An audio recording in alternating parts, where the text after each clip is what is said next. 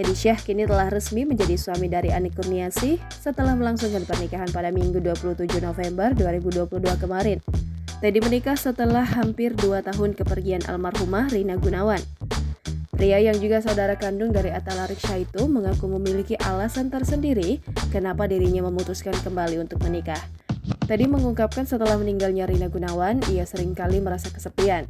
Sebagai seorang laki-laki, ia tentu saja membutuhkan teman hidup yang bisa membuat hidupnya lebih tenang. Dengan belak-belakan, Teddy mengatakan jika dirinya tak kuat sendirian. Nggak bisa juga selamanya bahwa saya memutuskan bahwa saya kuat sendirian. Oleh karena itu, ia memilih untuk menikah lagi. Perlu diketahui, Teddy menikah dengan Anne bukan sembarangan. Karena sebelumnya, Teddy memang sudah memiliki jaringan pertemanan dengannya.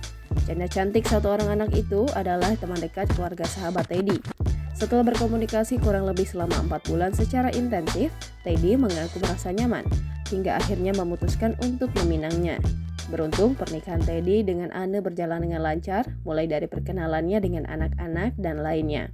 Ani Kurniasih sendiri merupakan seorang pengusaha. Hal tersebut terlihat lewat postingan di akun Instagram pribadinya, mulai dari usaha kuliner hingga sering berbagi resep makanan. Selain usaha kuliner, Anne juga memiliki usaha fashion seperti pakaian muslim. Pernikahan mereka berdua digelar setelah 1 tahun 8 bulan kepergian Rina Gunawan karena terpapar COVID-19 pada Maret 2021 lalu. Jangan lupa subscribe, share, komen, dan like ya!